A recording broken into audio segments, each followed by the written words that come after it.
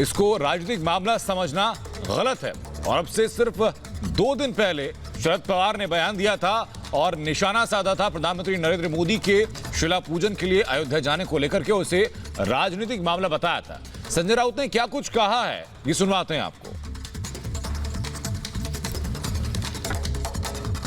बहुत ही रोमांचक और ऐतिहासिक क्षण है जो प्रधानमंत्री मोदी जी के हाथों से वहाँ भूमि पूजन हो रहा है। तो जब निमंत्रण आ जाएगा तो जरूर उस बारे में हमारा कार्यक्रम बनेगा। मुख्यमंत्री होने के बाद भी उद्धव ठाकरे जी जब सरकार को 100 दिन पूरे हो गए थे तो हम सब लोग उद्धव जी के नेतृत्व में अयोध्या चले गए थे और हमारे साथ कांग्रेस के कुछ मंत्री भी थे। ये कोई राजनीतिक विषय नहीं है। अगर कोई मानता है कि राम मंदिर या भूमि पूजन ये राजनीतिक या कोई पॉलिटिकल इशू है तो गलत है। तो राम मंदिर मसले पर महाअघाड़ी में भी फूट नजर आ रही है। एक तरफ शरद पवार ने तंज कसा था मंदिर निर्माण को लेकर और ये भी कहा था कि कुछ लोग कह रहे हैं कि मंदिर निर्माण होते ही कोरोना खत्म हो जाएगा, राजनीतिक तौर पर टिप्पणी करने की कोशिश। वहीं दूसरी तरफ संजय राउत ने कहा कि यह राजनीतिक मसला नहीं है।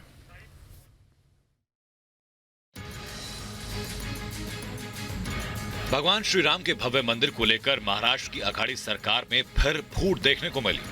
दरअसल कल ही एनसीपी चीफ शरद पवार ने श्री राम के शिला पूजन को लेकर निशाना साधा था।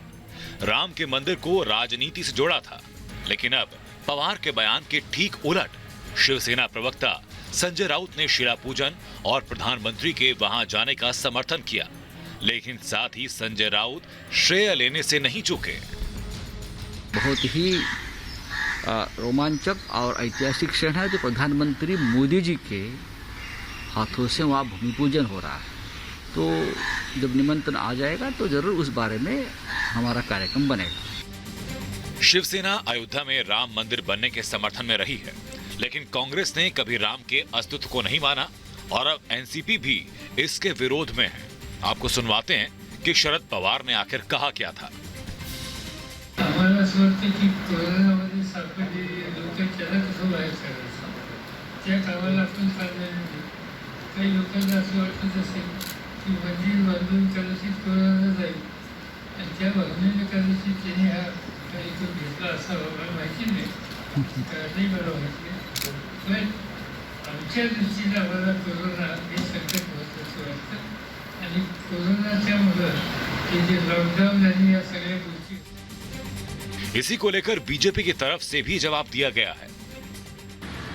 महाराष्ट्र सरकार के 3 दलों की ये कैसी नौटंकी है, कैसी विडंबना है।